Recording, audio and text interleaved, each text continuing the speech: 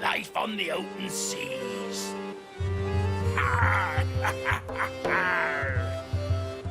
There be treasure. Jim lad. I just did the Picard maneuver. Ship ahoy. Oh, look! Hello. Hello. Bloody hell! It's magical. It's Andy. They'll let anyone in here, won't they? Apparently. You keep the door open. The problem with this, there's no Yeah. security. There's no security. There's no red velvet rope. There's no carpet. Nothing. Who's going to take him out? We just met. I mean, I think it's early for a date. I mean, I don't mind it, but You're a goer. you know. Little pizza, some beer, like. Oh, listen, $20 is $20. I have Just a Lisa in the waiting room. Uh-oh. Is it the Lisa? Which Lisa is that? Don't know. Lisa. Oh, I that know. is probably my co-author, Bugsy, because his wife is Lisa. Ah, all right. Bugsy Lisa. Hello, Lisa. And it is. Hello, it's Lisa. Bugsy. Lisa. Welcome. To change it. It's all right. We like them always here. You're, That's Yes, right. yes. you're very rugged, Lisa. But I won't change it back before she has her Worldcon meetings. Yeah. Well, I do like that. I do like that you have your pronoun. So now your pronoun is NSD. Yes, yeah, that's what I've turned into a blog. I've had There that. you go. Syphilitic diarrhea. I've had that. Yeah. Non-syphilitic diarrhea, actually. Why should it Oh, name right. this- no, Non-syphilitic diarrhea. Best of both worlds. You want to say hi? But social. Hi. Oh, Hello. Hello. Ahoy. Ahoy. Is she rich? Is she single? Answer the first one. The first one, no, she is not rich. Is she bugger off single? then. Oh, She's a teacher. well- That should answer the question. Those are lyrics to a punk song. Is she rich? Is she single? Bugger off. Bugger off. But only It on was a actually Tuesday. by the band Bugger Off. Actually, I think that was I remember that. Oh, yeah, the Russian band, the Bugger Off. Is their eponymously titled album Bugger Off? Yeah. A contest. I spent a season with the Bugger Off ballet, in fact. Oh, Did you? Yeah. And then they found out I didn't know how to dance. A whole season went by. Got a whole season in. They're not What- too tight at the Bugger Off. Who did you play in the Christmas one? Hands. That's good. Hands. I would have thought. He was an English character, not a German character, so it ends in a DS. Hands. Oh, I see. I see. right. That's good. Typecasting is what it was. It was. well, gentlemen, Yes. Are there any Thank you notes for- about this evening? if any of you are gentlemen, Otherwise, you're going to be here for a very long, That's woeful time. This is- Bit too early for a. most certainly. Thank you for asking us to do this, by the way. Yes, and thank you for agreeing to join us at Never Say Dice to share your story, to share your group with us. As you probably have already heard, we're interviewing various people who perform and sell things and just do general duties at the Maryland Renaissance Festival. And I'm rather pleased that we got to talk to, or getting to talk to, the famous Pyrates Royale. Oh, yeah. I've been going to the Maryland Renaissance Festival since I was a wee lad, and it's been about 30 years that I've been going there. So I've seen you guys several times with various lineups. Seen you too. Yeah. Yes, You- more than you- likely. You've been going to the Maryland Renaissance Festival. I mean, we have been performing at the Maryland Renaissance Festival since the day you were born. And you were born in October, so it is likely. It's quite possible. With It's any other Very time- rarely, It's very not my rarely, the fault. last day of the Renaissance Festival is on my birthday. So Oh, look at that. It wasn't my fault, son. that remains to be seen. So there's a glass casket. Glass casket. Remains to be seen. Remains to be seen. Where do we start? Where do we start being funny? When do we start? So, I'm not I mean, sure. if you would like to start now, that would be fantastic. Oh! You're the Yeah, best. having did something performed dreadful there in my for pants. so long, having such a rich history, can you give us a brief history of the Pyrates Royale? Yeah. Captain, I think you should take this one. All right. I'll tell you what. Let's tag team. Let's start off. It goes back to the late '80s. Ronald Reagan was president then. Oh, And Studio 54. yeah, right. yeah. Jack and I were already colleagues at that point at the Maryland Renaissance Festival. We were colleagues and tight friends too. At that time, each of us actually playing other roles, other aliases, because that's in our nature. So I knew him as a beefeater. He knew me as a Welsh mercenary, and we were in Markland together. Shared many a feast. We did a lot of drinking too. No. No one saw it. We Oh. were very discreet. Oh, Very, Subtle. very discreet. very subtle. Yes. And we each of us had a background in rugby, so that there's a cultural thing there. But we were both Anglophiles, and we both loved British humor and culture and history. You know, just steeped in that shit. And Good cup of tea. we had a frighteningly close sense of humor. And I remember taking to him the first time we met. And I'm going to tag team you in because I need to have a drink and raise a glass to you.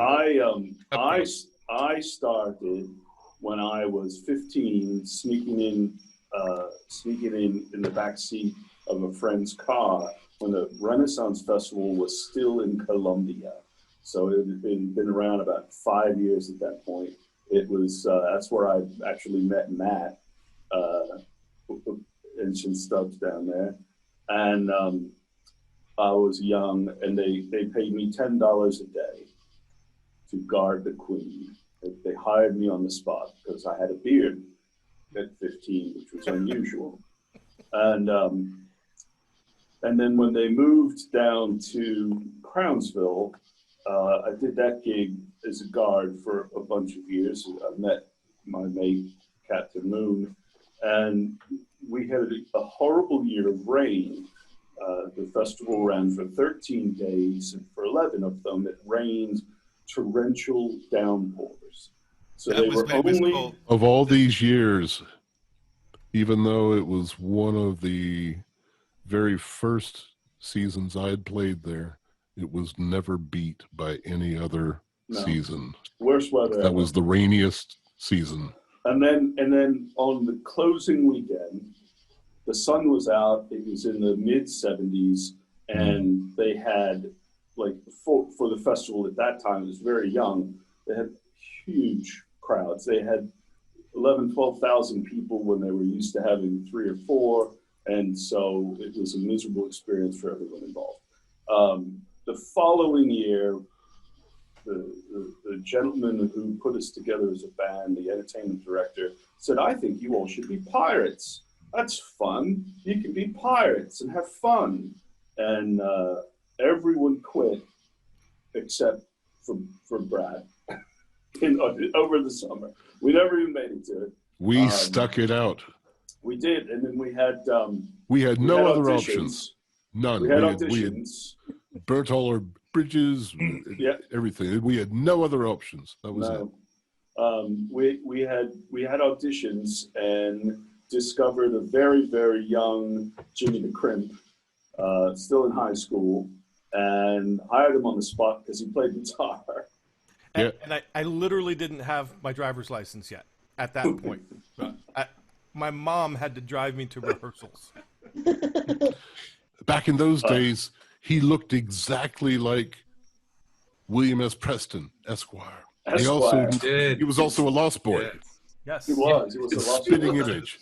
And now he looks just like him in the new movie. That's actually It's our uncanny. next upcoming post on the blog is we're going to be writing about the Bill and Ted movies because, as I'm sure you gentlemen know, we are coming upon the latest movie at the end of this month. Yes, Love we it. are. Can't So wait. we're both very excited about looking that. up So for them. you asked for short history, so that we were the Singing Sea Dogs, then we were just the Pirates, then I moved on, and Matt stepped in, Wesley Stubbs stepped in, and they became the Pyrates Royale, and then Wesley moved on, and Louis stepped in, and years and years and years and years went by, and a couple of morons did some horrible things, and we're all back together.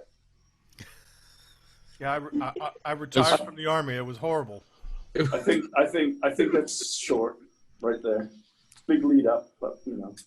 In the interim, though, the band never ceased to exist. It never did. We just And now it exists more than it ever has. changed up some faces, and we went to longtime veterans, and we operate as a family, Absolutely. a very dysfunctional family. Oh, It's a constitution. It's a constitutional monarchy. Yeah, that's what the posters say, right? Yeah. Yes, I tell have the my king he has to constitutional take, already. yeah, he does say tell the king he has to take a constitutional. Yes. Yeah. Oh, you're bound up, sir. You're bound up, your grace. Go take a constitutional. Gentlemen of the privy stool, get your rights. Perambulate. Good Lord, it's blue. That's what it should be, as is my blood. And that's why we won that war. That's right, Man, because that P. porphyric Blue. bastard. George P. Blue. And this is why you guys are invited back to the Renaissance Festival every year. I'm glad you figured it out because we're still wondering. This is why we're only invited back once a year. That's right. This is a trick I can only do once. But prior to that, though, for over a quarter of a century, we were there every weekend, weekend in, weekend out. Yeah. It's a long time. And over those years, we built a very fond relationship with the White Hart Tavern. That was, to us, that was uptown. That was Manny. That was the place. Manny to stay. Love Manny. To Manny. I'll drink to that. But Well, yeah, over those years, we fell in love with the culture of the Ren Fair, but in specific, the culture of Revel Grove. And then do there was you the guys home have turf. any experience with other Renaissance festivals? Have you played other? Oh yeah. Yeah. Yeah, sure. Yeah. Currently, we also do the Virginia Renaissance Fair, one weekend, and we also do the Carolina Renaissance Festival, and we do one weekend there as well. We have done St. Louis, we've done Florida, Flarf, we've done Georgia. Georgia, we've done we did Sterling. Sterling, yeah. Not Tuxedo. We did Penn. Penn. But Maryland's by far the favorite, right? Maryland's home. Maryland's the home show. That's where we were born. Literally, that's where we were born. If I may, Where we grew up. I spent a good 15, 16 years as the associate artistic director at Maryland, and I can tell you I've not been to another Renaissance festival that has that level of professionalism, integrity, that takes care of its performers, that has such a devoted audience. It's by far the best one out there, by far. You've seen 3 generations of ownership there, or Yes. 3 So family. 3 generations in the family that have been and are active in the business, and I think that's one of the things that's made Maryland different, because you know, the family, the Smith family, is devoted to continuously improving the quality of the show. Whether it's the physical plant, you know, they enlarge the village to as big as they can. They could go bigger. They could go bigger. They can. So, challenge. And they build boardwalks, and they build stages, and then they upgrade the stages, and then they demolish the stage because it's not big enough, and then they build it bigger. And so they don't sit on the laurels. They don't chop down trees, regrew trees, chop down trees, regrew trees. Built a mountain, and then burned it to the ground. Burned it right to the ground. Fill the swamp, drain the swamp, fill the swamp, drain the swamp. The county, this is going on over a decade ago, the county required them, even though it's a rented site, they rent the property. They have a multi-year lease. The county said they're an event like a Six Flags with a permanent facility. And because they had a couple of flush toilets in small, like in the office and in a couple of places out there, they required them to put in an entire sewage system underneath the site grounds. So if you look around, you'll see literal manhole covers that goes to a sewage system that has absolutely no purpose whatsoever. Empty, dry. But they did it. It's there, just in case. It's there, just in case. Yeah, when it becomes a 365-day-a-year event, those will come in handy. Yes. Good luck with that. Yeah. When that comes, I'm going to be wearing the great big fluffy outfit with the big head. Ask yourself, the popularity of the event would lose a lot, though. I mean, now it has that Brigadoon quality, and I'm talking about all the fairs. Something special. You have to wait for it. It only comes once a year. Yes. Yeah, I mean, it's supply and demand.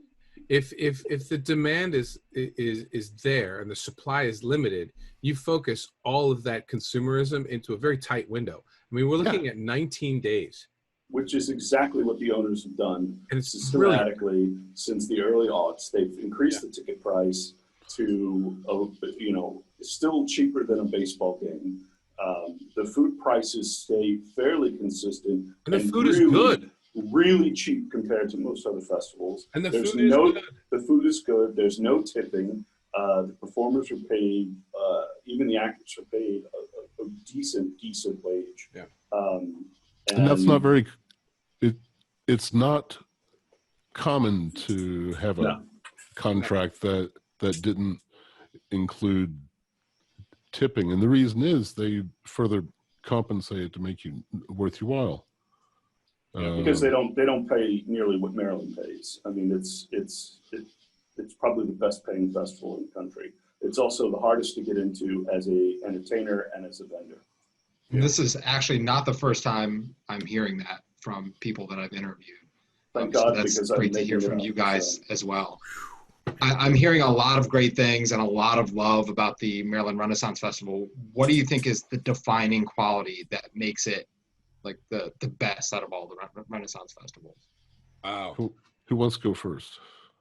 One thing? One thing apiece.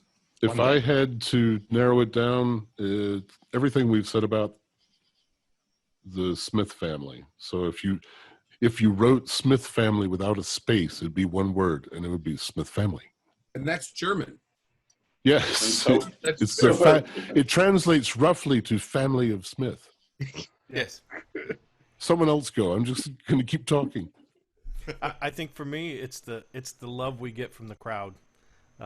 When we perform there, as a matter of fact, we've made the comment at other festivals, hey guys, we got to step up our game because, we're new here at this venue. We don't get that love back from the audience that we get in Maryland. So we have to work for it. We get it eventually, but we have to work for it. just the pure love that we get from the crowd in Maryland is uplifting. It's uplifting. Yeah. I would say that in Maryland, it's the pub culture. They've created. I mean, this is coming from a pub performer. They've really created a culture that's very, very performer friendly in multiple venues, not just a stage, but every pub has stages. Every pub is now expected to be a performance venue, and a very successful one. And people really enjoy it because that idea of singing pirates and drinking songs and singing along and sea shanties and sort of a fully immersive experience. Well, if you have a drink in your hand, that's great. Yeah, anyway. And they figured that out a long time ago too. Yeah, I think that when you every festival proclaims that when you walk through their gates, you're entering a different area, a shire, a township, a village, a fairground, whatever it is, right? I think that Maryland is the only festival that actually delivers on that. When you walk through those gates, it's immediate. There is it's total immersion. It is. Yeah, it's your immediate sight line, sensory input, but it's a very specific one. It's not like, I hate to say it like this, it's not like the mouse where it's all very, very well cogitated. It's all script. No, this is it's ambient, it's organic, and it's natural, and it's because there's a reciprocity between ownership and staff, employees, artisans, craftspeople, and performers, and then customers. It's this amazing three-legged stool, right? You talk about business, and there's a three-legged stool. You have ownership, and you have the customer, and you have the employees. It's seamless.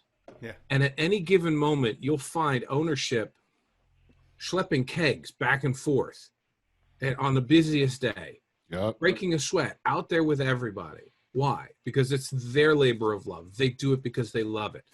We're out there every single time performing, sweating. It doesn't matter. Why? Because we love what we're doing. The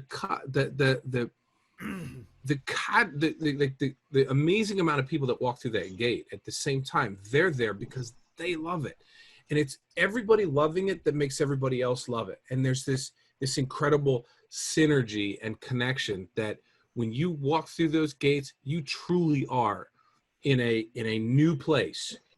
You truly are in a place that doesn't have any connection to anything else in the real world. I know, wrap it up. There's right? a strong. No, it's synergy. Oh, I thought that was the wrap it up. They're gonna play I'm the sorry. credits. No, it wasn't. I'm sorry. That was a joke Greg's for fault. Eric. The wrap it up is this one. Oh no, it's the K. Coworkers, huh? But I mean, No, and I think you definitely do feel that. I know it starts even before you enter the gate. I mean, they have people outside. There's people on top of the gate.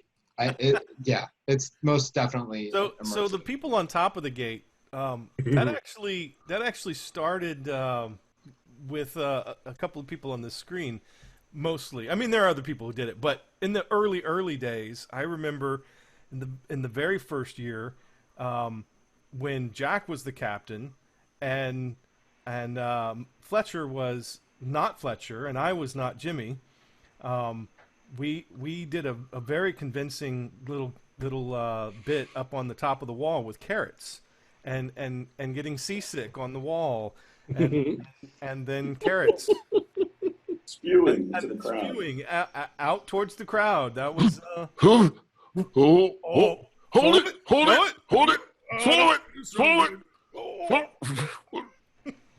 if you could ever, Captain, I always feel so good. if you could ever merge Dame Helen Mirren and Gallagher, you'd have something similar to what occurs. That's beautiful. That's beautiful. So I'm interested, Jack, Worst in what job you I ever think had. makes Maryland, or what's the secret sauce? Who? You, Me? Jack. You. You said it. I mean, you said it. All right. It's what we bring to every one of our shows, and what we've done since we've brought these people back together again is, I don't know, Andy and Bugsy, if you how, you know, you said you've been going for quite a while. If you remember, a long time ago in the early to mid aughts, at the end of the day, we'd have this huge sing-along in the White Hart Tavern. I don't know if you ever attended that. I was the host and director and writer, and this band was my house band. And I inherited the job from the gentleman who invented he invented the concept of a pub sing. Maryland was the first festival in the country to build a sit-down tavern. Yeah. And they were the first festival in the country to formalize singing in the pubs at the end of the day as a show that went in the program. What he's talking about now is what we mentioned before, the White Hart culture. The White Hart culture was born of that pub and how it was constructed and how it was run, and the big stage. Yeah.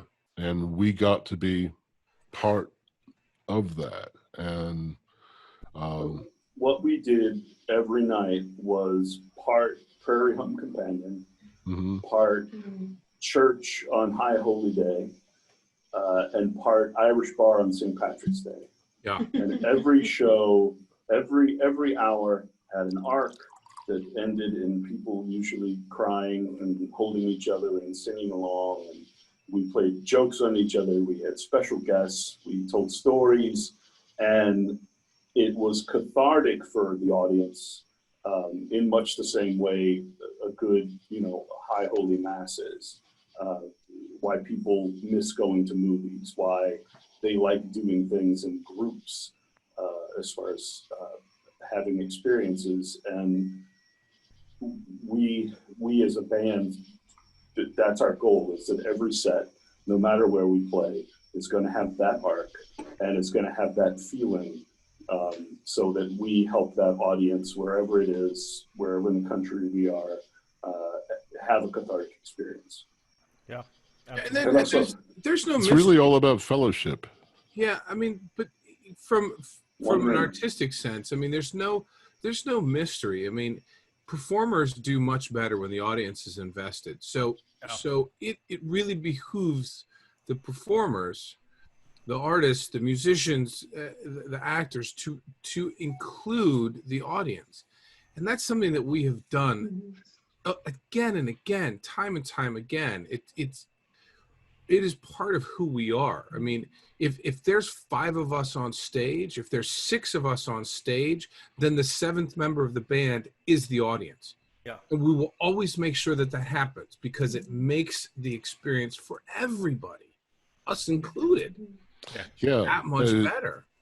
I'd feel left out if I didn't feel like I was enjoying it the same way the audience was. Yeah. Bugsy and I are actually also musicians. We've known each other since 6th grade.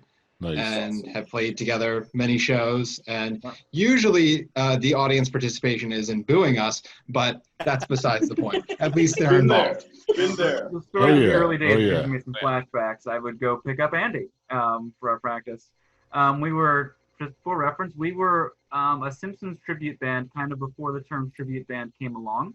Right on. And we were called Disco Stew, and we had such a hard time getting shows. Okay. We would do up our punk songs acoustically and make ourselves a folk punk band just to be able to play like open mics. And that was also became a thing afterwards. So if anybody had noticed us, it would have been Trailblazers. Nice. I mean, we could still call ourselves Trailblazers, but it would only be us recognizing it. I'm thinking of a time I saw you guys at First Night in Annapolis. Oh, that was a wonderful gig. Kind of experience. It was really interesting because it didn't have the built-in momentum that a Renfest crowd would have. And it was, what you were doing was so different than what the other acts had been doing. And by the time... Which venue were we at, if I just remember that it was Annapolis. It was in the harbor. Okay. Which doesn't help because that's most of Annapolis. Yeah, about to say that's big space. There was water. 2001. That would be when it was. Was it on the Naval Academy? Probably. I remember Okay, spending- yeah, that was like maybe the fourth and fifth year we did it.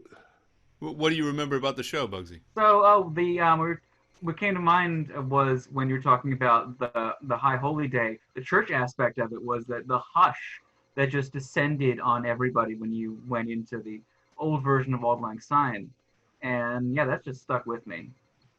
Sure.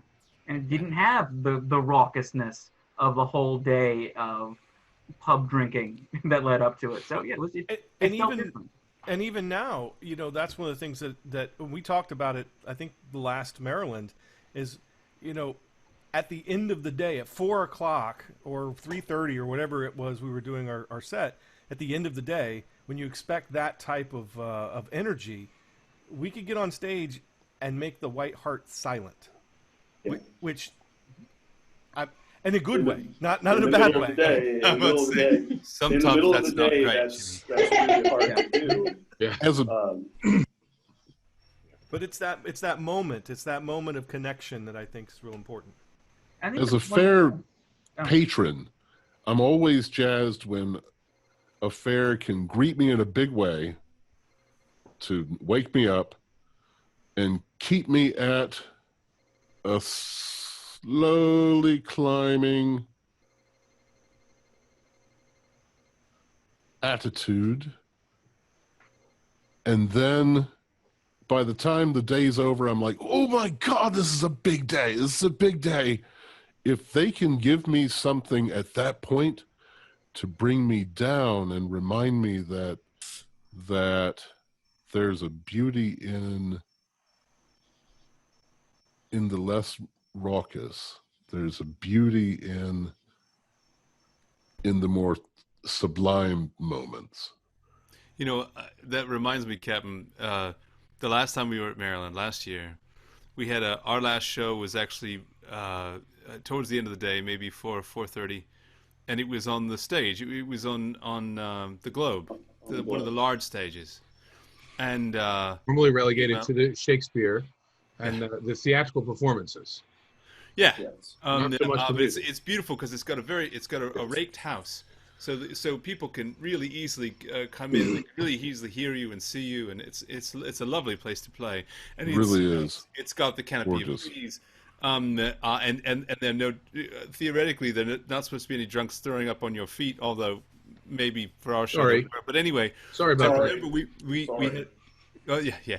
So we had a nice long set. It was, you know, they did schedule us for a 45-minute set, and we played the whole thing. And you know, we said thank you, good night, and we walked off the stage, having had, you know, what we thought was a great show, and we were really happy, and we left, and the crowd started to sing one of our songs, one of the songs that we almost always sing towards the end of the day, but hadn't sung it. And they basically did a command performance. They basically summoned us back on stage to join them in singing, and that to me was, you know, it was a Pretty amazing. sort of the quintessential Maryland welcome back. You know, It was a yes. I mean, they missed us. I cried for 3 days, I believe.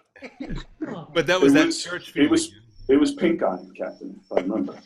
Largely, but some of it was sentiment and sediment. Sentiment and sediment. Either way, it was miserable at the drive-through to Wendy's. Yes. You couldn't order worth a damn. Was that a large or a medium fries?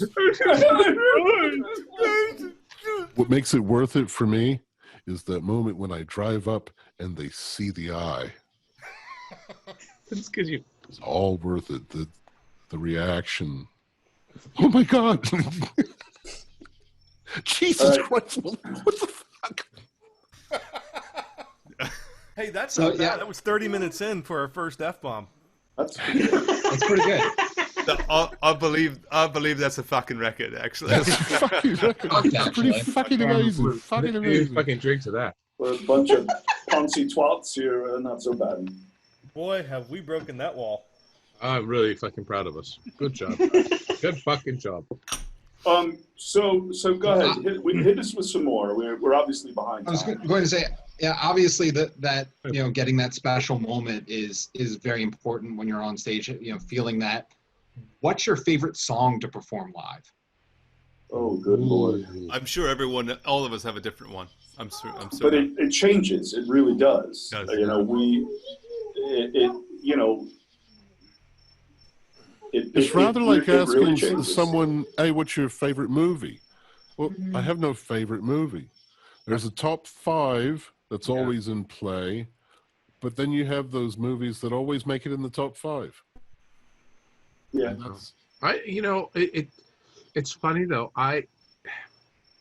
There are a couple songs that we do that to me will always be the ones that to me identify us, me, who we are, what we are, and how we are, and they run the gamut. It's a huge spectrum. All right, I'm gonna start listing them off.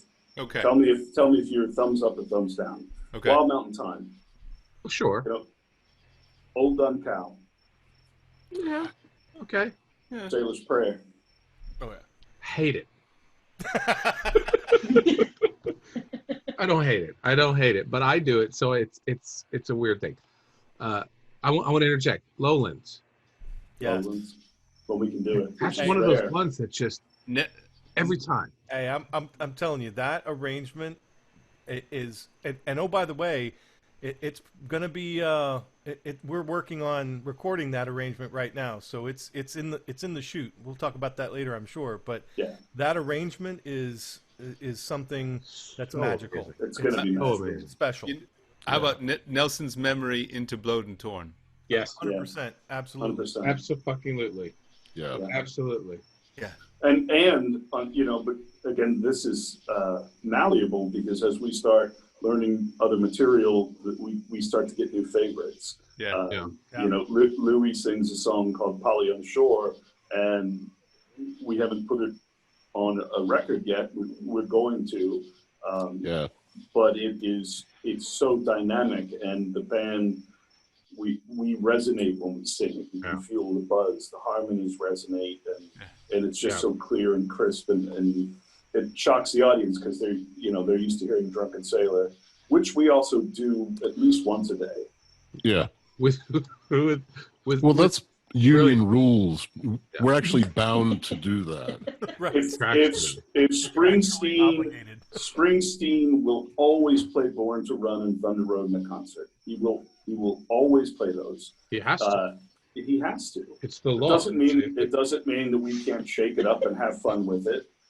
So we wrote an introduction to Drunken Sailor called Bohemian Rhapsody, which we do in 5-part harmony, and it's sounds very Queen-like. We talked about a lot of songs. I mean, Mist. Going back to Mist, that's Mist. another one. For me, the Bristol Channel Jamboree is because that takes me all the way back to the beginning. Yep, that goes all the way back. Well, I feel the same way when you had said Old Dun Cow. I like, but that's that one I've always seen as a guilty, solitary pleasure, because I do love singing that song, but I'm really thinking, gosh, everyone's indulging me. No, I'm gonna argue with you on that one. Because the crowd loved it every single time. There's no, and I appreciate it, but it's almost like it's a big staged event to just convince me not to feel bad about it. I mean, if let's be real, we've taken that song to 17, 18, 23 minutes. Yeah, that's a bit self-indulgent. 17 was the top, and we needed to cover it, and we've done it in a way less. I'm merely the vessel for that song. Conduit. When it comes out, I have no idea where it's coming from. If you were to ask me the lyrics, I'd go, I don't even know what language it is. You are the bunghole in the barrel of music. Captain, if I may, that's exactly how I feel about Sailor's Prayer. Exactly. that. Sailor's Prayer. Which, by It's the way, whatever the is- moment is, whatever's happening, that's where Sailor's Prayer is, and that's where it starts. So Sailor's Prayer, guys, on Spotify is our #1 stream song. Yeah. Everywhere. Not just one version. 32 countries streamed us last month, and by far out-listened from any other song that we. and have yet on nobody Spotify. from Vatican City. Nobody from the Vatican. It says Italy, but I understand. It was a Maybe it's drive-by. a geocoding on Spotify. I don't know. If you're watching this interview and you haven't listened to it, pause the interview, go to their Spotify, go find it, go listen to it now. And There's stuff there. Get And then our write a live letter to the album. Pope. Get our live album, which drops next Friday with a 9-minute version of Sailor's Prayer as a revival 10th musical song. Yep. And So when Tom Lewis will be proud. Tom Lewis will get his money. That's He will for darn. get his money. That's right. As well, he As- deserves as it well for writing he an should. amazing I- song. Yeah. I will say that Thank Tom you, Tom. Lewis did hear one of the original iterations that we did. And if I remember correctly, He said, "Who are you?" his response was incredibly and overwhelmingly moderate. Yeah. It was like, huh. You could almost feel his ruddy hand patting us on the head going, oh. Oh, shucks. I'll be expecting a letter from this. But that was the awe that we held him in. And Yeah. still do, Still really. do. I mean, Still do, he's amazing. He is amazing. And I learned quite a few songs from him. Tried not to copy him. so hard. One song that we learned from him is Nassau Bound, and that's one of my favorite songs to sing. Yeah, I was Love going to that say song. that version of that song and the way we actually rearranged it. Yeah, we always didn't want to very copy excited. him.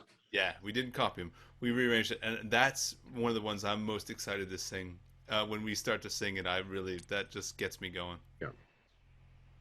Yeah, it's fun. Well, But I I think think- in asking that question, we may have stumbled onto an answer to another question. If you guys could open for anyone, who would it be? Weird Al Yankovic. Justin Bieber.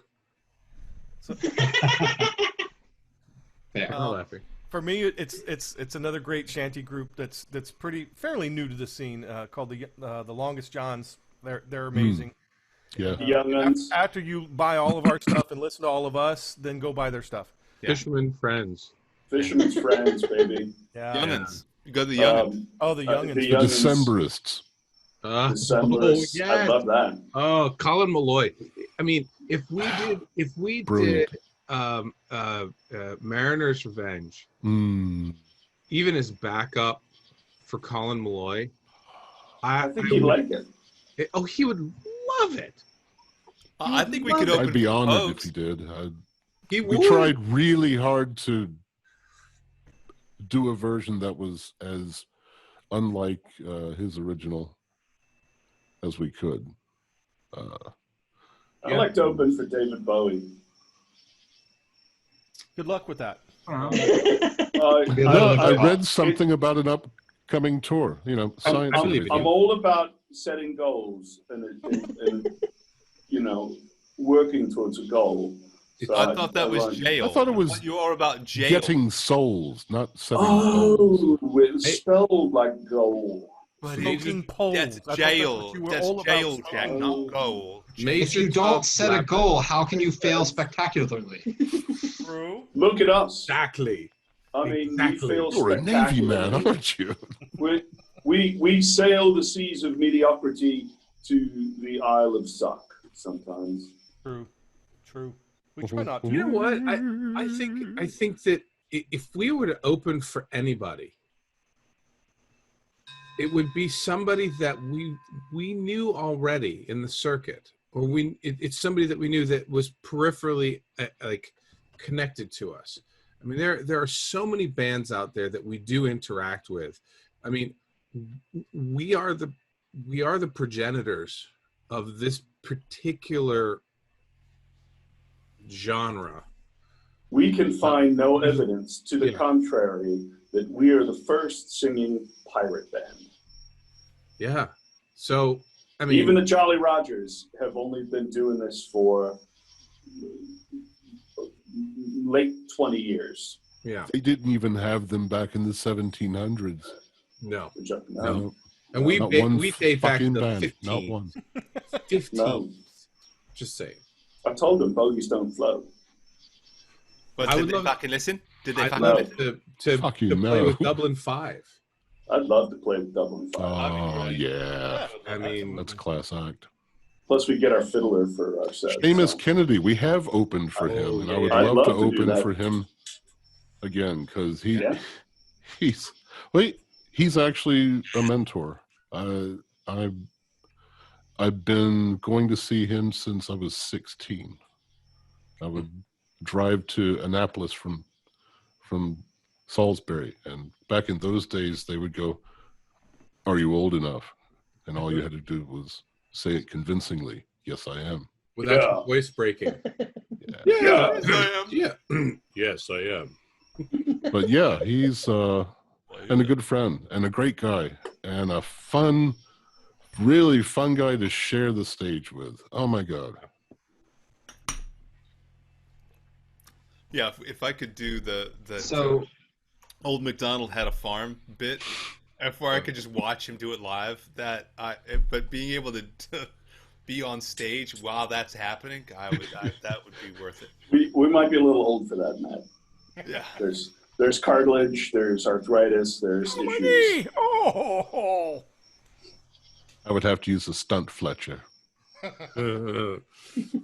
your The pelvis, stunt Jack? Fletcher. How's your pelvis, Jack? Well, I remember that. Like, oh, that was inspirational, and that informed a lot of what I do on stage years later. my pelvis? Yes. I have no idea what you. I have no. Other From than Old college, MacDonald. oh God. Old MacDonald, without becoming too graphic, there was always a brilliant moment. I was dry humping a post, if I remember correctly. Hard. I was giving it what 5? Your spine was clicking like a click beetle. It was It was a all reverse. done It was a in the name- reverse It was all- crotchal twerk, is what I call it. A reverse crotchal twerk. Yes. Yeah. It was all done in the name of history.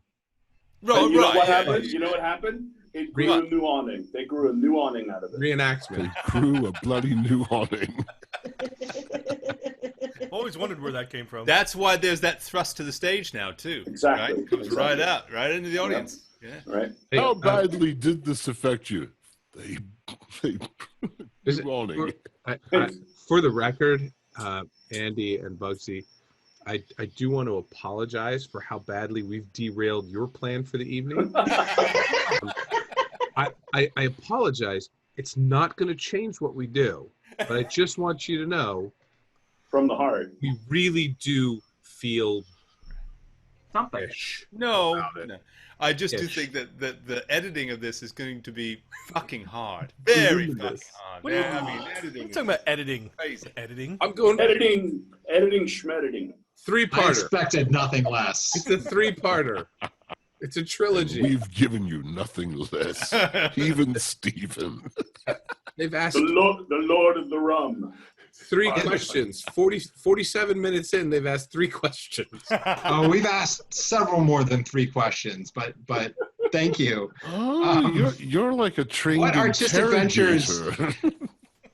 What artistic ventures have you guys taken on during the pandemic, and has it been influenced because of the absence of the Maryland Renaissance Festival this year? Yes, It was yes. influenced by a complete absence of all of our contracts.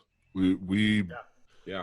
lost a we lost 2 pirate festivals, 3 Renaissance festivals. I lost 2 full festival runs at Varf. And I checked my drawers. They weren't there either. Yeah. I don't know. So we had to make up for the sudden loss of how we had done things for 3 decades. And, we can't complain about that because everyone suddenly hit that. So all of us learned a lot about home studio equipment and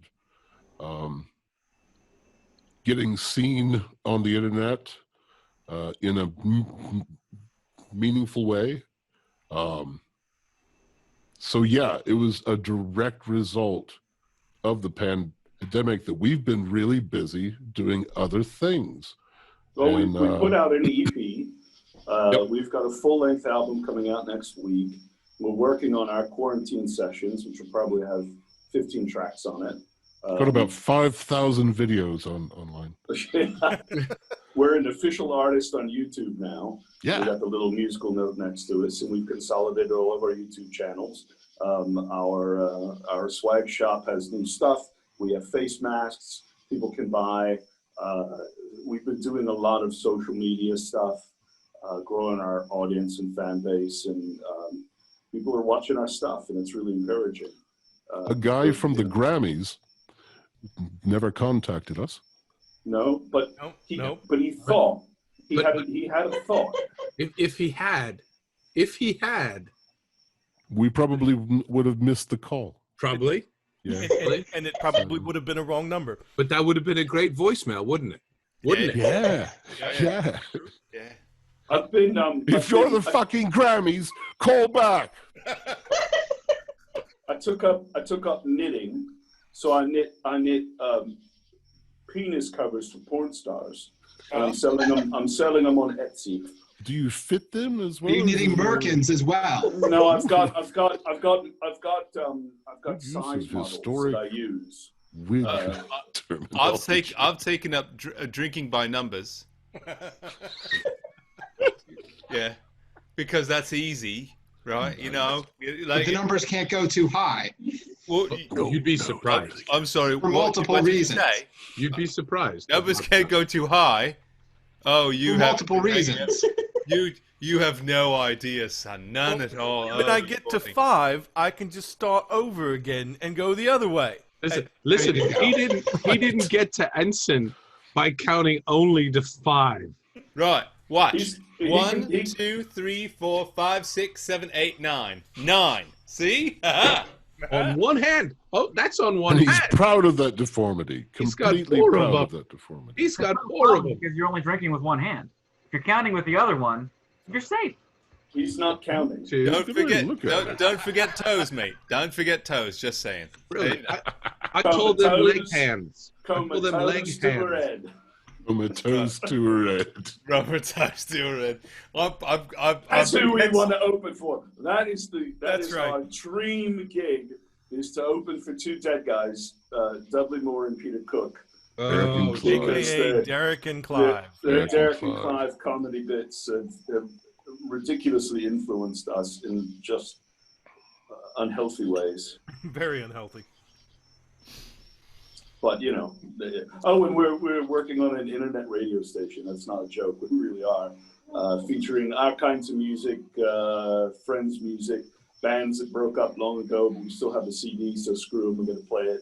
And we're lining up guest DJs and getting music uploaded, and that's probably September sometime. We'll go live with that. Once we figure out when they won't be in the building, it'll be ours. The FCC will burn in their graves. Yeah. high infidelity. High infidelity. Infidelity on the high seas. A bit of skid and mojo Actually, there. I'm paying a company in the UK to have a sexy British woman record, and now it's time for Under the Covers with Jack. And then I'll do like a 2-hour show of cover songs of like pirate music, of which you'd be surprised. Hey, listen. All fairness, Jack, don't you think she'd want a Spaniard? No, Just say. you smell like human too much at the time. Absolutely. 2 hours. 120 linear minutes. 100. I can go that long. I've Contiguous. I've been doing It's tongue one ups after for another. 30 years. You can't You accumulate. gotta keep nimble. Oh, you're showing off. So what do you guys? You we- have these new ventures. You're branching out and obviously getting more of an online presence. What do you think the future after post-pandemic, after the pandemic, things calm down? What do you think the Renaissance Festival scene and in general the art scene is going to look like? Oh, well, it's totally different. If they don't come up with a vaccine, none of this will be happening next year. Yeah. I can tell you right Yeah, now. we're looking at another lost season. if they don't I mean, have across the board. Yeah. You know, it's going to be that, and it might close a lot of venues and put a lot of performers in the dole. I mean, it's horrible. I'm optimistic. I think Me there's too. going to be a vaccine, and I think we're going to get back to normal. And it may not You're be also next season. you're but it also could be- autistic, so you're well, not really, but ophthalmologist. I'm somewhere in between the two. In another realm, in another world, I'm in the hospitality industry, and I've been a chef for 30 years. So my industry is taking a hard hit. I don't think it will ever be the same. Not You're gonna unlike lose, this. You're going to 40% of the sit-down restaurants in America will die. in the And next I 6 think months. that there's a similar future playing out for Renaissance festivals and fairs and medieval, et cetera, and so forth. Right. I think that they're pivoting. They're going to have to pivot. They're going to have to change. Whether there's a vaccine or not, I think that there's definitely going to be a change in how things operate. Now, is it going to preclude acts like us? I don't think so. Is it going to inform decisions about close contact? Yes, absolutely. You can't go through something like this sociologically without having, certain ripples on the pond, if you will. I don't think that we're going to lose this, but I think it's not going to be the same as it was before. I don't know how, but I'd like to say that it depends on when. So Right. if we get a vaccine in January or February as is expected, I think that the fall the autumn fairs will be there, but they won't be as well attended. But if the vaccine comes in January or February of this year, by 2022, KT bar the door, because it's going to be batshit crazy. yes, Because yes. every single person Pendulum. who has had this pent-up desire to put on funny clothing and talk in funny accents is going to be climbing out of their car at full speed just to roll along to get to the gate a little faster. Yes. So I agree. I think that Think of that scene from World War Z in Yes. Israel when all the zombies rush the wall. Yes. So I think Zombies, Rennies. yeah, same thing. I think for maybe a year you're going to see a decrease, and they may even cap gate. They may even say no, we're going to cap the gate at 18 grand. Yeah. Yeah, they might. Or something like that. But that being said, by 2022 or 2023, I believe that the venues that have survived are going to be overrun.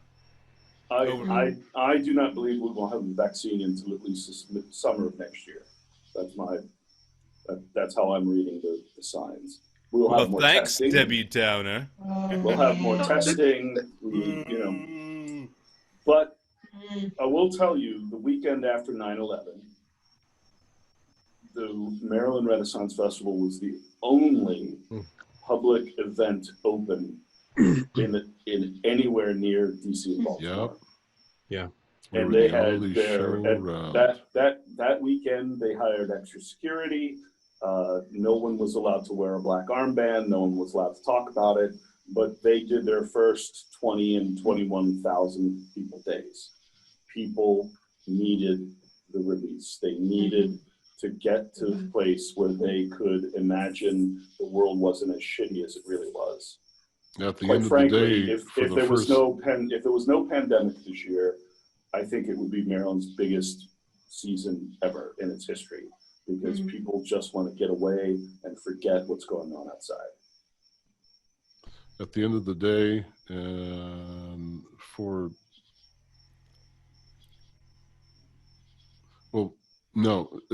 the end of the day and the following day, that weekend, we ended fair without the cannon fire, but we introduced sounding 8 bells for the end of the watch. And that became, we kept that and brought the cannon back. And the combination of the two were very symbolic of the White Hart and of pub sing and this thing that we all shared in everyone. What we did those 2 nights at the White Hart Tavern was nothing different than what we've done every other night, except we had 8 bells, and I had two royal trumpeters. One was right behind the stage, and one was sort of up the hill, and they played the military taps, call and response. And you could hear a pin drop. We had 650 people. They were 6 deep on the walls outside to try to be able to hear what's going on. It was dead silent. They finished playing taps. It was dead silent. Yeah. Goosebumps. It was amazing. Probably one of the most unifying moments I can recall. And that's saying something, because pub sing was made up of unifying moments, but that one was just amazing. You know, it really ties into, again, what we always talk about, and that is that we function as a mirror to the audience, and the audience functions as a mirror to us. And that relationship that we share with the audience at Maryland is so unique. I mean, we've done these other fairs, we've done these other festivals, we've done Ain't no party like a Maryland party. Because a Maryland party is pretty freaking amazing. I can't stand for help. Here's a place where, you know, you can walk into the White Hart Tavern and somebody comes up, Jack, how are you? And you don't recognize him at all. And, oh, good, how are you? Oh, it's fine. I want you to meet somebody. This is my grandson. And it's his first time at the festival. And I brought his dad after I saw you guys and got married and had kids. And I wanted to be the guy that brought my grandson his first time to see the Pirates. God world. Where the fuck do you get that? I mean, you know, we are old. At a place that's sort of on the fringe of society, and yet it means so much to the audience that they feel like they're family there, and It's they can't humbling. explain it. It's It's very humbling. Yeah. Yeah, it's.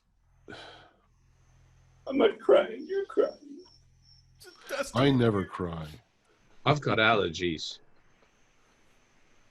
I've got So, You need an unguent. what is your favorite little known fact about the Maryland Renaissance Festival? Obviously, you guys have shared a lot of things that I've never heard before, but what's your favorite little known fact that your average fairgoer wouldn't know? My favorite one involves beer sales. Go figure. It's a metric. That's right. Once upon a time, and you'll probably remember this, possibly, the Boar's Head Tavern was known as the Red Barrel Tavern. Watney's. Back in the 90s.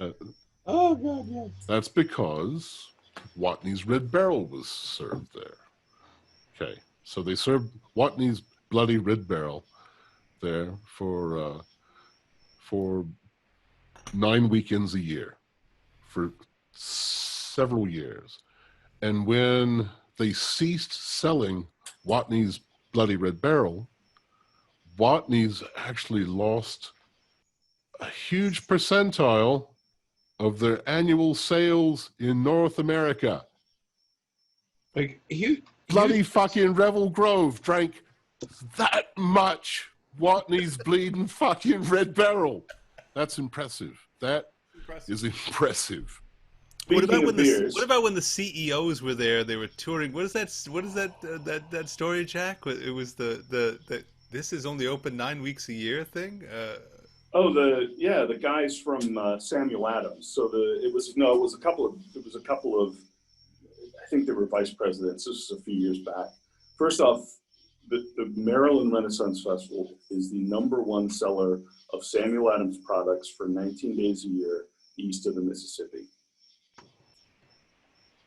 I mean, that's math.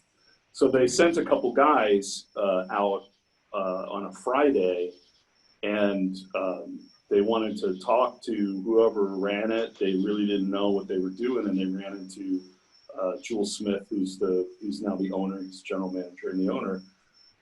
And they're like, "What? These numbers are really anomalous. I mean, why are we only selling you beer for 19 days a year? Why? And we can only open by county ordinance. We're only allowed to be open for 19 days. Well, I mean, how do you sell this much beer?" And they couldn't make the math go together. Well, because we have 24,000 people a day for 19 days, and they drink a lot of beer. And they still were trying to figure out on their sheet the volume of beer that was sold, and trying to do the math and realizing, the millions and millions of dollars that the festival makes on beer sales. They were astounded. Oktoberfest weekend. This was a number of years ago, probably about 9 or 10 years ago. Oktoberfest weekend. Our opening set was at the Gatehouse stage. Now, if you're behind stage, and you're looking downhill, you see the offices, and then you see the keg repository. This was a Sunday morning. The Beersaleum. Yes, it's the mausoleum for beer. 287 kegs were crushed on Saturday, Oktoberfest weekend, and those were the ones that had been collected and were ready for pickup on Sunday morning. That's a magnificent number. Right, because a keg has 7 cases of beer. I mean, and I don't think that that does justice to what truly was consumed, because each of the beer selling establishments, pubs, drink stands will have anywhere between 3 to 7 different taps running. It's nuts. When we were a full-time act there, we had a pirate camp, and that was literally our green room, and it was across the lane from the White Hart. And at the end of the day, after the closing, after everything's shutting down, and everything, we're changing out of our costume, packing up to leave fair. One of the nightly rituals was to listen for how many kegs were being loaded onto the truck. Stand there, ka-kang, ka-kang, one ring, ka-kang. two That ring. night that Louis is talking about, it was like standing there watching like a 300-car train, just counting 49, 50, 51, 50, and you can't walk away. You have to stay for the end. Yeah, you're invested. We celebrated here's 3 birthdays that night. We some non-alcohol related tidbits. The festival contracts with a potter in Minnesota, which is where the family that owns the festival is all from Minnesota. And the potter makes all of their barware, their branded mugs, and their steins. Fantastic work. They contract with a farm in North Dakota that gives them the finest cut of the tenderloin for their steak on a stick, and then they get that frozen and shipped in. And they contract with another format west that does the turkey legs and smokes them for them. It's not ham, it's smoked. And if you've seen the size of them, I mean, they obviously use some sort of steroid on these turkeys. They're monster size. No, they don't. No, they don't. They're velociraptors. They are. But boy, are they yummy. Some of them actually weigh more than 3 pounds. That's 3 pounds of ham. I know it's turkey, but it's flavored like festival, ham. I love ham. I very rarely eat 3 pounds in a sitting. That's a colon buster. That's yeah. The festival for its beer stands, not the pubs, the beer stands and the soda stands, they use nonprofit groups, volunteers, Girl Scouts, Boy Scouts, church groups. They have to show a nonprofit status. And for all of the volunteers that show up on a day, they pay the nonprofit minimum wage for those hours, and a cut of the tips is split amongst all the staff. And so unlike a pirate weekend or an Oktoberfest weekend, especially the beer stands, the nonprofits can make $5,000, $6,000, $7,000, most of it in ones. And that's just their way of giving back. And it's worked out well. We had a power outage after a hurricane a bunch of years back. BG&E was being unresponsive, and we can't open unless we can have running water by health code. One of the Girl Scout troops that was there, her dad was the senior vice president of BG&E, and we had power on within an hour. Yeah. And BG&E brought these ginormous trailer-sized generators, so the next day we wouldn't have to worry in case they couldn't get the power on.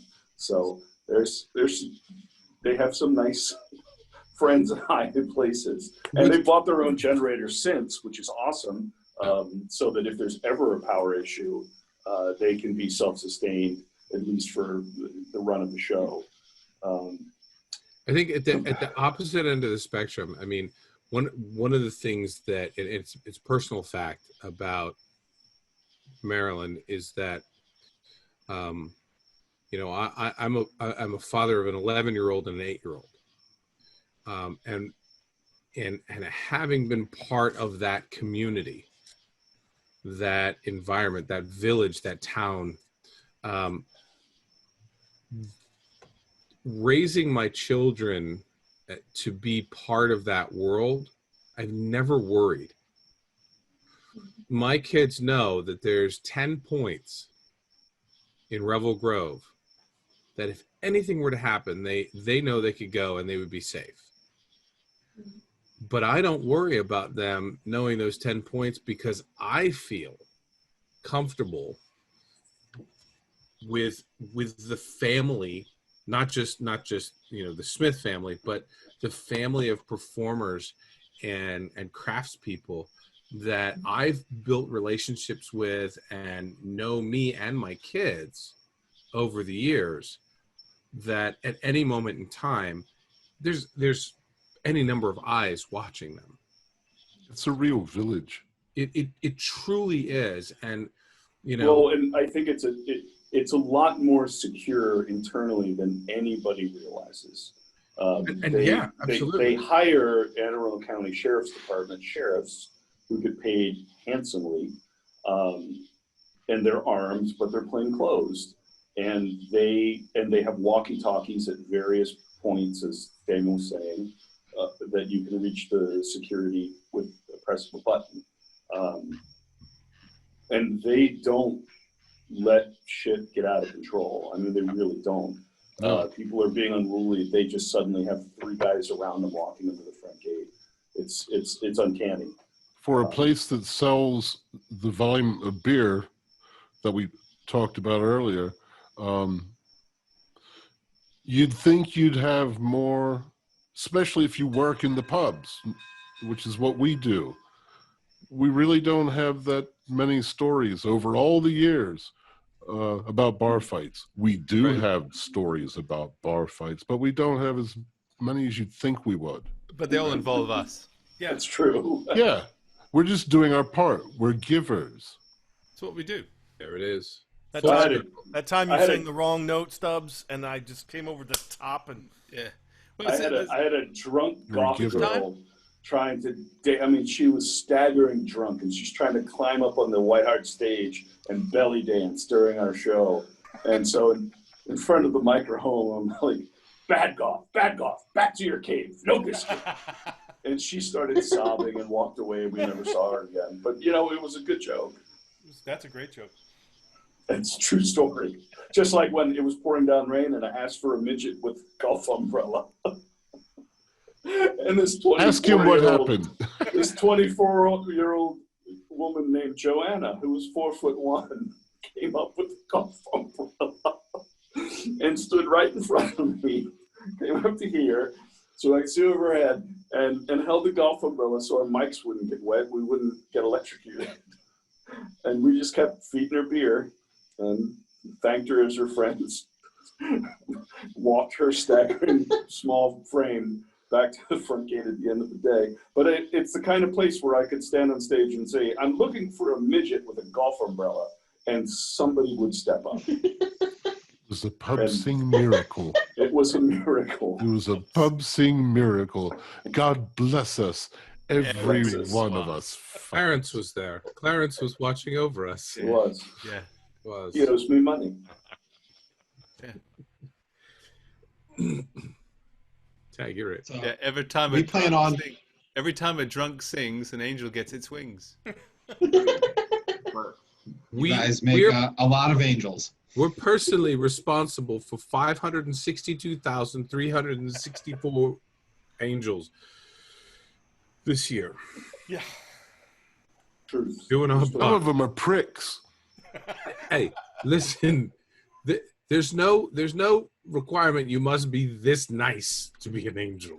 In fact, nice isn't even in the job description of an No. angel. No. We have this, because they wear white and they've got fluffy wings. Hey, Means fuck Gabriel's- all is what that means. It Gabriel's means a fuck fucking all. wanker. He's a fucking wanker. He's got a tattoo on his backside with his Yeah, name but- on it upside but They're down. henchmen. They're the ones but- who get their hands dirty for, Don't get me started on Asriel. Gabriel was hell on the saxophone. He could Just play saying. the jam. He was- Yeah. there is, he was everything I mean, Charlie Bird natural wanted to be. rhythm angels. You know, I will say the cherubim, they're very giving. Not the Very seraphim, good. though. Not the seraphim. No, Fucking seraphim. No. It took me years to remember. It's like stalactites and stalagmites. Seraphim. Don't get him wrong. Don't get him no, wrong. no, fuck no. Fuck all. They'll Fuck never all. forgive you. No, they're like elephants. Yeah. Yeah. I They're think like Hufflepuffs. you still have that mark behind your ear just because I of that. do. I I do. would always ask, are you cherubic or are you Cyrillian? Seraphic. Seraphian. Really terrific. And by the time I finished, they were gone. So I never had to worry about it. So, given that you guys are the pirates, and we're releasing this on Talk Like a Pirate Day, or that is the plan, what tips can you give people to talk more and act more like a pirate for Talk Like a Pirate Day? There are target words that even a person who is not a pirate fancier or aficionado would recognize. Like if you start every phrase with looky and end it with belike. Looky. Turn the light off. Belike. Perfect. I say every time you go to the grocery store and you purchase something and you go up to the counter, Why are you Irish? I'd like 5 of these. So says I. Knuckle your forehead. That means you're taking your hat off. Knuckle So your says forehead. I. I'd like a pint of Old Harper's, a pack of condoms, and a Reader's Digest. says I. See, at first you think, oh, well, he's a London cabbie, but as soon as he says I know he's a pirate. Pirate. Not to be confused with Cezanne, which really just messes it all up. Yeah, Your vision gets all blurry. Talk like a Spaniard. That's 17 days later. You replace the word R, as in Captain, the guns are ready, with B. Yes. Captain, the guns be ready. See, I know that I was just told that by an official pirate. And you talk with a Mummerset accent. Oi, That's Captain, right. the guns be ready. The crew feasted on a lovely pig on a spit, Captain. Aye, If he sir, didn't aye. do that, then I would dismiss those words as so much pig shit. Be like ye, hoist the bobsled, says I. See, I have no choice but to listen to that. Says I. Says I. So says we all. So we all. Harumph. HMS Galactica. Well, now that we've taught everyone how to be better pirates, can you provide your favorite pirate joke? I've got one, but it's dirty. So Mine's clean. all right, Ready? go. How do we pirates know that we're pirates? How? We think, therefore we are. I got one. See Well, what that was two eye rolls from Bugsy. I've yeah. been watching him. All right. Two. How about this one? And he's only got one eye. Yeah. You should drink more, Bugsy. I call him Peg Eye. It's easy. So, where does the captain keep his buccaneers? Underneath his bucking hat. Yes. Wait. A pirate walks into a bar with a ship's wheel, and the rope from the ship's wheel goes down into his trousers. And the bartender says, "Pirate, why is there a ship's wheel with ropes into your trousers?" He goes, "It's driving me nuts." That one got me a lot of stares in the 6th grade. I bet it did. All right, so a blonde goes. Got it. He's here now. A blonde goes to see her doctor. It seems she has a green ring on her inner thigh. And her skin's very white. She's very light complected. Milky complexion, one might say, on her inner thigh. And she had this awful green ring. And she couldn't figure out what the fuck it was. So she went to see the doctor. And the doctor looked at her and he said, "Oh my, what's that?" She said, "Well, I came to see you. Because I don't know." "Well, what do you think it is?" "Well, I think it's bloody ringworm." "No, it's not ringworm. It's wrong color. Tell you what, I'll take a scrape. We'll send it off. Come back in 3 days, because it's always 3. So she says, "All right." She leaves, comes back after 3 days. I won't go into what she did during those 3 days. It has nothing to do with the punchline.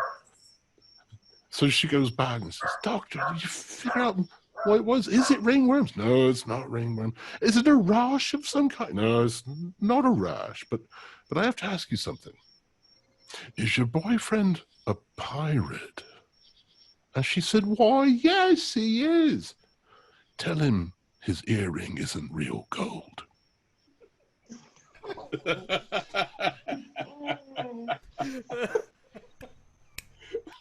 True story. Wait. I think it would only be appropriate to tell our favorite joke. What is it? Where do you find a turtle with no legs? Where? Right where you fucking left him. No, I think Not that one? Stubbs, I think you need to tell the story of the Scotsman. The Scotsman. The Scotsman. Oh, Which Scotsman? You know, the one who built things. 9. Oh, yeah. See, it's a pirate joke because later on in life, he becomes a pirate, like many Scotch did. Yes. It's the transitive property of humor. All right. So If you don't Well, I want to, guess, you don't have to. You know. so We can edit. So a young man walks into the bar, sits at the bar. Bartender gives him a nice pint of Guinness. He sits there and they're drinking. You know, he and the bartender drinking because bartender's drunk in those days. And next to him is an old guy. And you see the boy kind of, move away from the old guy, almost like he knows who he is and doesn't want him to talk.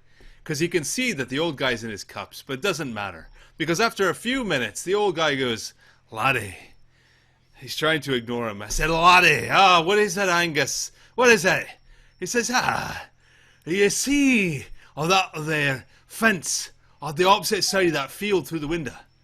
I see the fence, I see. No, do you see the fence? The beautiful fucking fence. Beautiful it is. It goes straight as an arrow for a full quarter of a mile. I stacked it stone by stone, 4 feet long, 2 feet wide. I built 7 other fences just like that. But do they call me Angus, the fence builder? No. He goes back to his cups he's drinking. The young man moves a couple seats farther away, but it doesn't matter because Angus is at it again. "Laddie! Oh, you don't have to yell, Angus." "Yeah, I do. You're far away now. Come here, boy. Do you see that there pier jutting out into the waves, do you? That pier out into the water on the bay there out the window." "Yeah, I see the pier." "No, do you see it? It's beautiful, isn't it? It's straight. It goes out into the water like a beacon it is. A full 18,000 feet it is. Big pier. I drove it pile by pile and laid it plank by plank. I built 4 other piers just like it all over the parish. But do they call me Angus, the pier builder? No. Well, now he's going. He's on a roll. He says, "But laddie, don't leave. I gotta tell you one more thing. Do you see that beautiful mansion at the top of the hill through the window? Oh, it is beautiful. It is 18 rooms, 2 different floors, a big garden in the back. I built it, I did. I put it in rafter by rafter, laid it tile by tile. I built 14 other mansions, just like it. But do they call me Angus, the mansion builder? 9. Ooh, aye, but you fuck one sheep. Is that the Scottish version of an aristocrats joke? No, I'm very close. Very, very You know where it's going, but no. No, we do have those, but no, that's not it. But yeah, it's all about the journey. It's all about the journey. All about the journey. We didn't tell the aristocrats one night at the pub sing. We should have. We told a clean, almost clean version of the aristocrats. Clean, almost clean. It was almost clean. It was suggested. There's a performer who was actually the first king, the first Henry at fair back before we were in the Elizabethan fair. Yeah, Michael. There was a Henry there, and it was Michael Marzella, and he still works in Florida. And I was told a story by several people and corroborated by Michael that they were having, this was at, I believe it was at Flarf. I'm not certain though. But he was holding King's Court, and cases are brought up, and they would handle them. And someone, I believe it was the guy playing the Cardinal on the cast. I'll go back a bit. This was quite a long time ago. It was like 95, 96. It was before the movie came out. The Aristocrats. But the joke was going around the fair site at Florif, and everybody, it was backstage. No one was doing it in public. It was all backstage, and everybody was trying to outdo everyone. And Michael had a particularly witty and revolting and shocking version that he did. And so the Cardinal leans out and goes, "Your Majesty, we heard you know a witty jape." And immediately everyone on cast knew what he was talking about. He wanted him to tell the aristocrats at King's Court in front of an audience. And so Michael, he had a voice like this. He has a voice like this. Yes, we do know a rather witty jape that we just learned. Would your majesty care to share it with us? Well, since I learned it from a monk, I will recite it in the language that I learned it. And he proceeded to tell the whole joke in Latin. Wow. True story. Yeah. And people who didn't understand Latin knew exactly what was going on. It was brilliant. It was brilliant. From what I understand, there wasn't a dry seat in the house. Everyone was just... I call that Friday night. Friday night. I'm Right doing now. it right now. I'm down. I'm like a swamp that needs draining. One of the best things about getting involved with the Ren Fair community, which Maryland was my gateway fair. When I turned 16 and I got my license, I decided it was well worth it to drive 100 miles from Salisbury to Columbia. Yeah, it was totally worth it. And I went from being a patron to being on cast, and then we formed the band, and it opened up a wonderful world that has become one of the most beloved parts of my world for me. And that's the world of the Ren Fair community. The patrons, the vendors, the colleague acts. A lot of the people like Michael were just talking about, he's just a fabulous guy and a marvelous performer, and things like that. You see your friends coming up with these moments of genius, and if you're there to witness it, you feel like you've really witnessed something amazing. And I just love all the memories of moments I actually did see. I didn't see that, heard about it secondhand. You hear a lot of great stories secondhand, but the ones that you actually witness, you always remember those. And it just reminds you of the world that you're in. We have this event that allows us to do what we do for money? Really? Right? That's fucking amazing. Fucking amazing. It is. Yeah, I mean, you at one point said, "What's your favorite thing about the fair, Andy?" Or actually, I think it was Andy, not Bugsy. And I think because we're all on the same Zoom call, you're looking at them. Oh. You know, my favorite thing about the fair is, we and the captain just talked about it, the collegial aspect of being sort of on the cast and being in that family. But certainly, the absolute highlight of doing it is being able to do it with the people in my crew. Every time we perform is my favorite time of day. Yeah. With you guys on stage. I feel like I'm exactly where I'm supposed to be at that moment in time. Right. Which is something that you don't feel every moment of every day. Yeah. But when you feel it, it feels so good and consistently, like Jack said,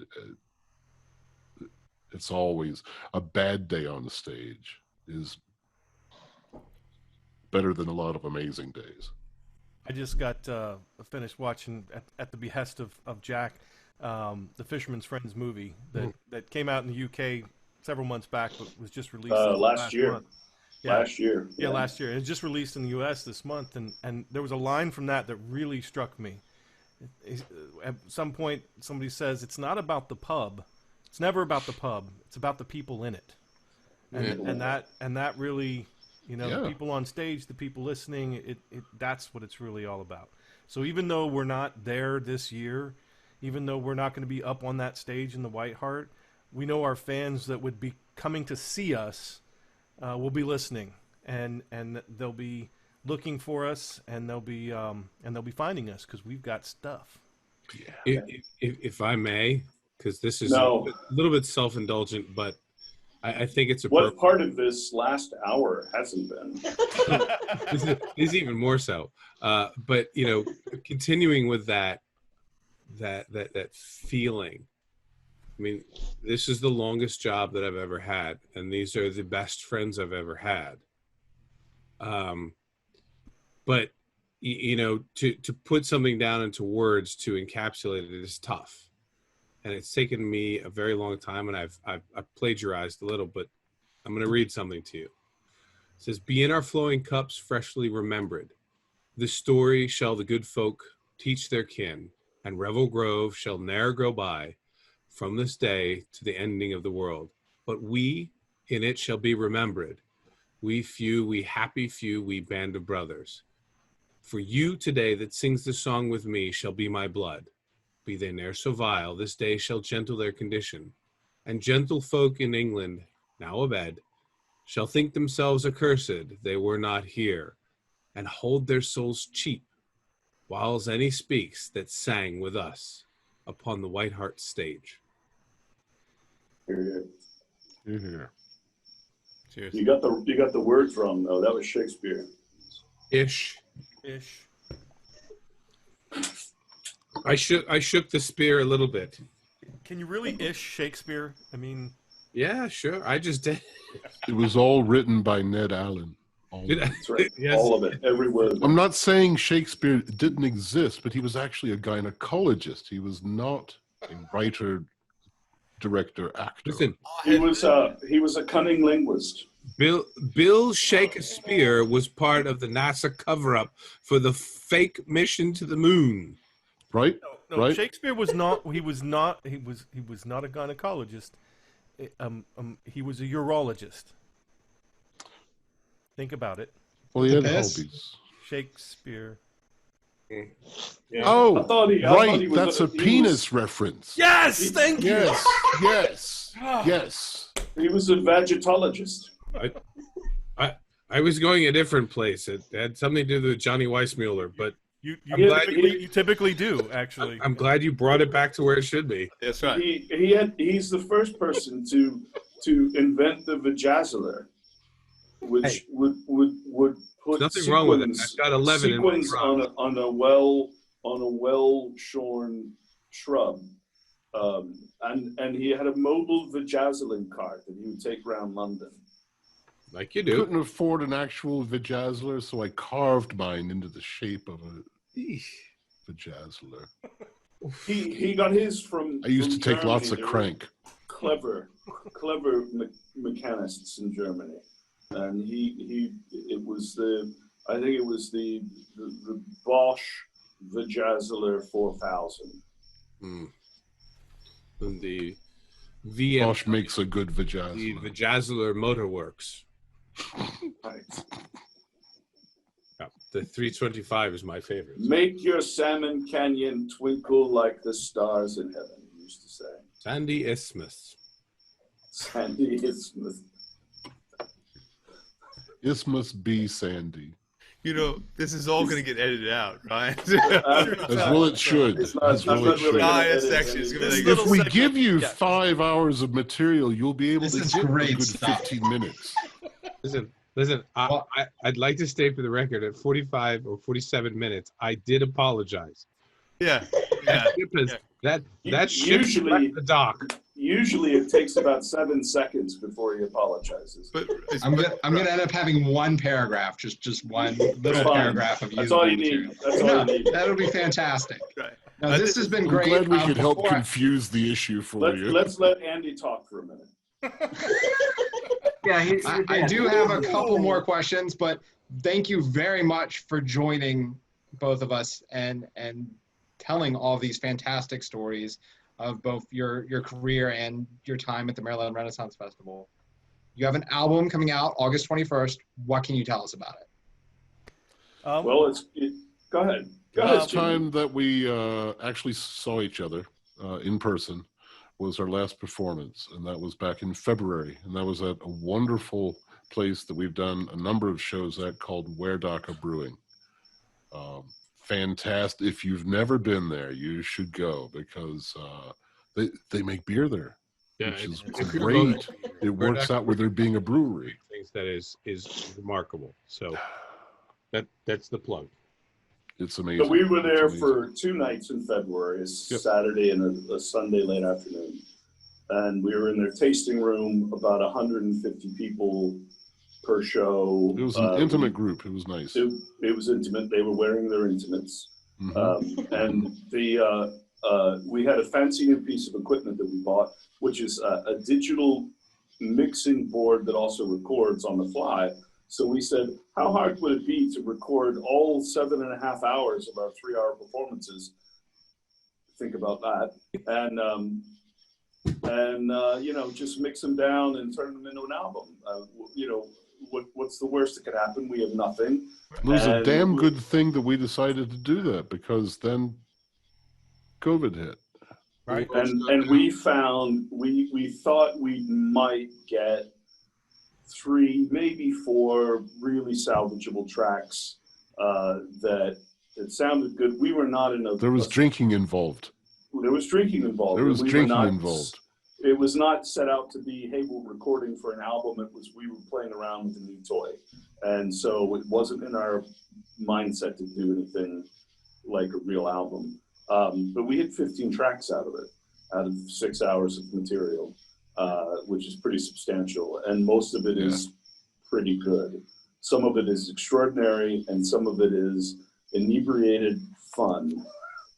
Yeah. I would like to say that the name of the album is Several Rounds Later, and there's a reason that the name of the album is Several Rounds Later. But aside from that, it was a ginormous amount of fun to record. It was a ginormous amount of fun. You know, the people that had decided to join us at the brewery were all very happy to be there. They were all very participative, and it was a big room full of old friends. Yeah. Yes. Great. We tried to really capture in the recording. We tried to really capture that sense of being live, and you can hear the audience and hear a little bit of our banter, and you know, still have that live sound. Yeah. And we have a secret Easter egg, so don't tell anyone. Yes. I will not. No. Good. I'll tell everyone to go purchase the album August 21st. It comes out, or came out, depending on when you're listening or reading this. Exactly. Every major streaming go service. buy it. Yep. Go buy it. It's on every major streaming service on the 21st. So that's not the only album that we're working on. I think Jack talked about it a bit before. Yeah. We decided in the only way we could work together is meet regularly here to let our livers exercise themselves a little once a week. Buy some good recording equipment twice a week. My check liver light came on about 10 minutes ago. Yeah, and lay down some tracks, share the tracks, lay down harmony tracks, mix the tracks, lay down other harmony tracks, mix the tracks, lay down the bass track, mix the track. Do we want to add a banjo? Let's add a banjo. And we're probably going to have another 12 or 15 songs that we will have done in quarantine, some in our oeuvre, and some completely out of what we've done as a band before, but because we love the music and we want to perpetuate it. And it's new material. I mean, I think that's the big thing. We've been in existence as who we are and what we are for 30 plus years, right? But in the face of all the adversity with the pandemic and everything, we've still found a way, which is incredibly remarkable and very cathartic to me, to stay in contact with each other and stay connected. We're doing this from 5 different states. We haven't seen each other in person, nor have we been able to sing together, because there is no real-time platform to do that. There's a delay. And I think that's what makes this new album we have coming out next week. I think that makes it special. You know, this was it was the recording of the last time we were able to all get together, and who knows how long that's going to be. So hopefully the people who weren't able to come out and see us live can get a sense of that when they listen to this album. But Jimmy, I'd like to say that the next one that we put out is the creation of what we did in the face of adversity. Yeah. And it's a testament to our ability to, over all of these decades, stay connected to each other and still stay true to each other's core and be able to function when we're 100, 200, 500, 700 miles apart. Yeah. I mean, I think that's a very real thing that speaks to, one, the interconnectivity of who we are as individuals, friends, and a band, but also, you know, we're thrown adversity. So what do you do in it? Well, we do what we do, which is we make music and we have fun and we enjoy it, which, if anything, is a testament to who we are. Groove on each other. Yeah, man. Yeah, man. It's important. Yeah, we're sharing the same experience that I think all of the bands, all of the acts that perform at the Renaissance Festival share, which is to say, we can't rehearse together, we can't work this material up together, we can't sing harmony at the same time, we can't. So to try to create things now, there's a challenge, but everyone is going through challenges. Everyone who's trying to do work and live life in this pandemic has to face it. So we're hoping that the album that we release next, which is called the Quarantine Sessions, you know, really everyone, you know, I think that's going to be sort of a shared experience. We're all going to think, oh yeah, quarantine was a really weird time. You know, like we all had to do stuff different. I think it's impossible to walk forward through the next few years, few decades, and not recognize what happened this year. You know, everything was interrupted. Yeah. Hopefully it's a short-term interruption. Hopefully it is something that we all, you know, kind of recover from with a spry and springy step. Yeah. But there are many that will not. So, you know, how do we mark those dead years, that year, that one where everything just disappeared off the history books because it's a clean slate. Nobody went outside. Nobody did anything. Well, how do we acknowledge that? And to mark that time, we release the Quarantine Sessions. We do what artists do. We create. Yeah. Yep. Yeah. In a fallow field, we create. Well, that's why we did a series on our YouTube channel. We have a YouTube channel, by the way. You should subscribe. We're always looking for subscribers. Please. That will help us in the future to be able to work on a heightened platform to be able to do what we do. Anyway, we did a series of hand washing videos. It was, you know, we learned how to video ourselves singing. You know, the idea being, it was suggested that humming a song while you washed your hands would ensure that you washed them long enough. Yeah. So we thought, 90 seconds. Let's do shanties, and we just did a series of quarantine hygiene based videos, and because we don't have a stage to sing on, but you make the most of it. Our fans enjoyed it. They like being able to see us. They like being able to hear us. We did a Q&A. We asked for questions from our fans, and we did something very similar to this that lasted way too long. Like this. But they asked a lot of questions, and we answered them. And we answered them honestly, and people watched the hell out of it. It was fun. They miss They miss the laughing, they miss the jokes, and they miss hearing us and seeing us.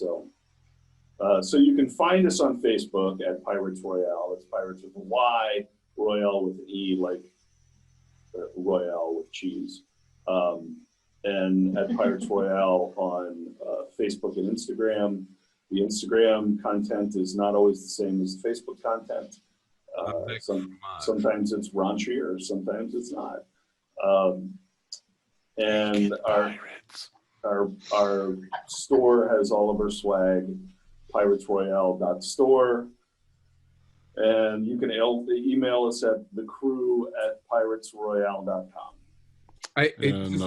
Real quick, Shane, I just want to throw out. I just want to throw out because, you know, it's week 5 here, but and whenever we can, we do try to find a way. Whenever they can, we absolutely want, you know, Fifi LeBon and Jenny Two Fingers, and I want to give them all the credit possible because while they can't be here today, they are an integral part of the core group, herding these other 5 cats to some sort of functionality. So, you know, we miss them whenever they're not with us, and we understand when they can't be. But that's the family. That's the 7 parts right there. 7 parts. Well, I'd like to plug my when I'm not with these guys, I do Fletcher Moon and the Culture of Beer, because Mom said go with what you know. And you can masturbation was right out for an audience. Well, it depends on the audience, I've found.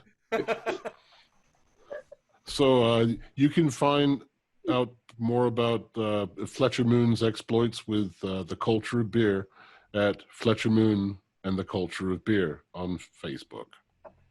Why does Jimmy the Crimp look like the dude right now? He should be drinking White Russians. Because he is the dude. He's the pirate. He is the dude. And I'm sure Jimmy would be happy to send me links to all of your projects, and Absolutely. I would be happy to include those on the blog. Thank you, guys. We really appreciate it. Thank you. I'm sorry, Yeah, this is 2 hours of your life you'll never get back. No, this was Sorry. fantastic. I'm sad that we couldn't get the entire crew, but thank you all so much for joining me and my cohort, Bugsy.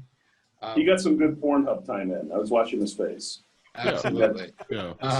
You don't know what my search is. Come read this at, you know, eventually I will figure out some way to shrink this down into something that is readable, and it'll be on www.neversaydice.co. That's our blog. Like .com, but cooler. Right? Yeah. Yes, Yeah. like .com, but a little bit cooler because we dropped the M. It's the nickname of .com. Yeah. Yes. .com. It's what his close associates call it. As a final question, obviously there are tons of people from the Renaissance Festival missing you guys. What do you have to say to them? Oh. Wow. This too shall pass. You should have We aimed. will be together again. You should have aimed better. Yeah. Take lessons. Yeah, You we missed love us. Buy a you. We decent love you, scope. and we miss you. Buy a decent scope. Everything that we have done since 1986 or earlier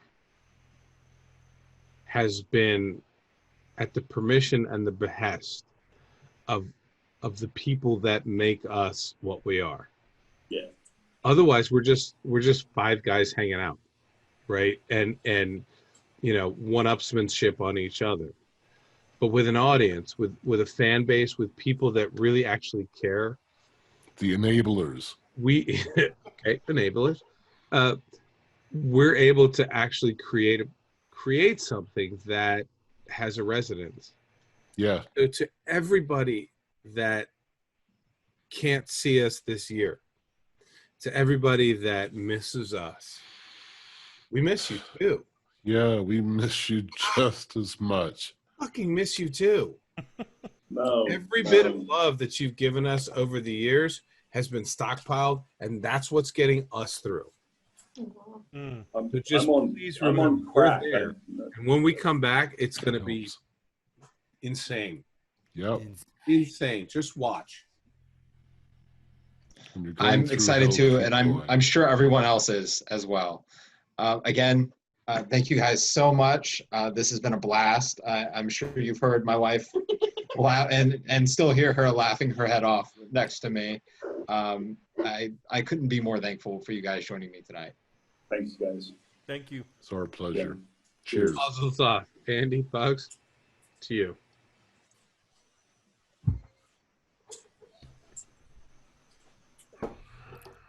I thought they'd never leave.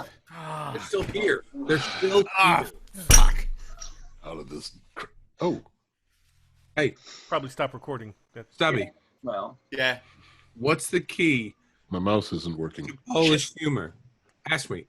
what's the key to Polish humor? What's the timing? key to?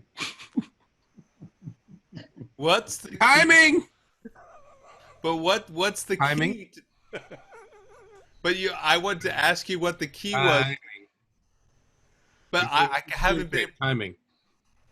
But what with the Timing. but Polish was Very handsome, but still timing. oh, tot. What was that again? The captain, he's yours, right? Only for a fortnight. I love that game. What's I hate that game, and Meg knows why. What was that? All right. Fortnite. Oh. Well, thank you so Yeah. much. I will take our leave, and We're I gonna can't wait bugger to see you guys and be able to talk to you in person. As I know that you can't wait to see your audience. So Oh my God. Awesome. Yeah. it's been a blast, and I'll let you know. It should come out on Talk Like a Pirate Day, but I'll let you guys know. Awesome. All right. Thank you, Well, guys. thank you Super for. nice, and I'll give you the link to once we get the recording. I'll give you the link. Great, Go back and take notes. fantastic. Awesome. All right. Thanks so much. Thanks, guys. Thanks. thank you. Bye. No, you hang up. You hang up. No, you hang up. You hang up. Oh fuck! I've got several hangups. I I have to get some booze.